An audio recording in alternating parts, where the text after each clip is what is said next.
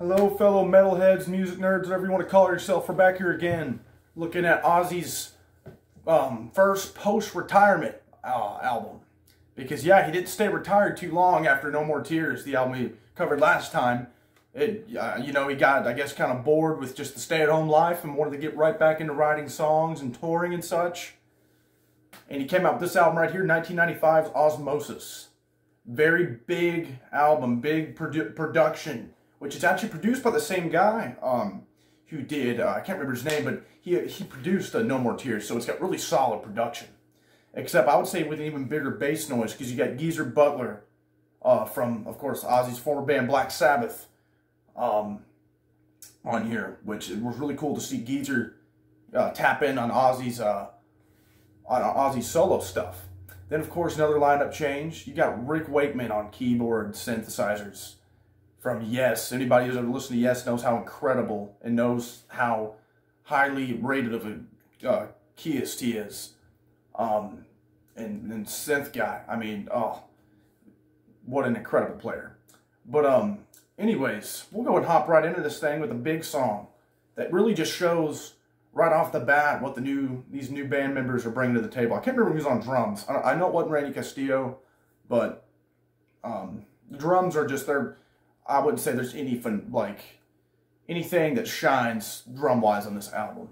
But anyways, yeah, Perry Mason, you open with a big Rick Wakeman keyboard part, and then right after that, you hear Geezer just chugging along a bass line that is absolutely killer, that he's known for. Just making up them bass lines out of nowhere that are just super hooky. And Perry Mason, again, was a really big hit off here, but I freaking love that song. Great way to open it up. Then we've got another big one off here. See, I mean, this album had quite a few hits.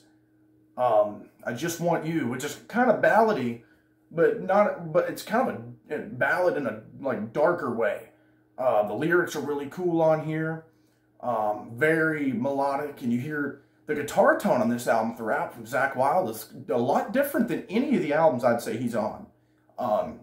Like the cleans on it are real watery sounding. You'll especially hear that in See You on the Other Side when I talk about that.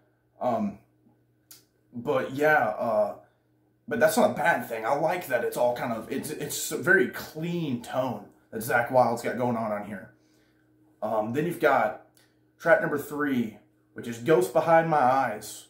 Another solid track, but, you know, I'll go ahead and mention that Ozzy himself even said when recording this thing, he hated recording it because they would make him do like these really high vocal parts over and over and over again, like just perfectly until he got it. And you can kind of hear where he's straining a little bit, especially on this track, like during the chorus and kind of near the end of the song. But like, I like the song. Ghost Behind My Eyes, solid ballad. Again, the synth shines on this one too. But you got, you can really hear where he's straining, which it doesn't affect the album too negatively, but it does it enough on some tracks where you can really hear where it's going on, just like that one.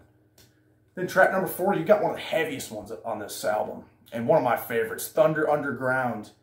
And this is where Zakk brings back, he's just got that heavy distortion on this thing again. Just like his stuff on No Rest for the Wicked and a good portion of No More Tears. And that is just, man, that song sounds like it really could have been on No Rest for the Wicked. It's that heavy, super heavy song that I'm a big fan of. I really like, because this album does have a lot of ballads on here. And so I know it gets some hate for that, but I mean, it's sprinkled with some really heavy tracks. Then you've got probably one of his most known songs, and probably the biggest one off here, but I love it, See You on the Other Side. And you talk about that watery, kind of clean guitar tone that just kind of echoes a little bit. Love it. That tone is just perfect on this song. And what, great produced album.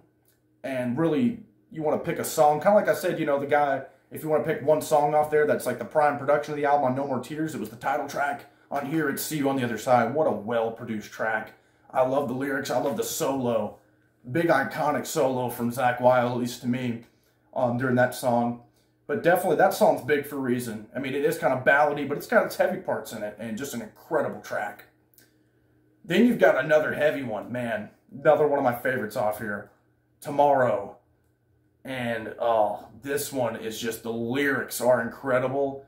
It starts off a little slow, and then just it builds up and gets heavier and heavier and chugs along. And then I love the part right, the little fill, right between the, like during the pre-chorus that Zakk Wylde's doing. Man, just killing it. The guys just brought their game on these heavy tracks off here. Like, I highly suggest a lot of people who've only heard the ballads on here to check out some of these heavier tracks on here like that.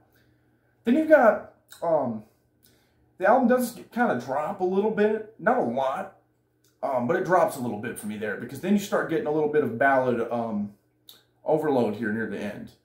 Like Denial, or I don't even know if you'd call that a ballad, but that one that one's probably my least favorite track off the album. It just, I mean, it's a decent song or whatever, but it doesn't really capture me like some of the others. Not as memorable. But then you after that you got another kind of little ballad, My Little Man, I think it was about his son. Kind of a ballady deal. I mean, that one's kind of pretty. I like that song. It's real short, but then after that, track number 9, you hop back into another one of my favorites. One of the heavier ones off here. My Jekyll Doesn't Hide. And what a clever title. A lot of clever lyrics on this thing. Oh man, that is just an incredible track. Another chugging riff from Zakk Wylde. Zakk does a really good job on his riffs on this album as far as the heavier tracks go. And that one right there, especially one of them. And the, that like power chord he just strums real hard right in the chorus is just killer. Right in between Ozzy's vocals. Then you end it with a very pretty ballad. But again, not one of my favorites off here. Old LA Tonight. And that's another one where you kind of hear that almost shrillness in Ozzy's voice a little bit. From him having to strain and do the vocal work over and over and over again, being forced to by the producer or whoever was behind the soundboard, whoever else was behind the soundboard. But yeah, I do like that song. It's really melodic, and you get really pretty piano parts in there, but not one of my favorites. So yeah, it does you kind of notice this a little bit with some of his albums. Like I can think of I think Bark at the Moon drops a little bit near the end, and I would say even the first album, Blizzard of Oz, kind of drops a little bit, and so does this one. To me, it just starts off track after track after track of just greatness, and then kind of you get a little too much on the ballads, but still a great album. I totally dig it. I know it gets, people usually it usually gets kind of a mixed reaction from a lot of fans, but I totally dig this album. But anyways, next time, guys, we're hopping right into the 2000s with Ozzy's stuff. His 2001 album, Down to Earth, which is kind of a controversial album. That one's another one that kind of gets mixed reviews and reactions from people. But yeah, I'd love to hear what everybody thinks about this album right here. Thanks for watching.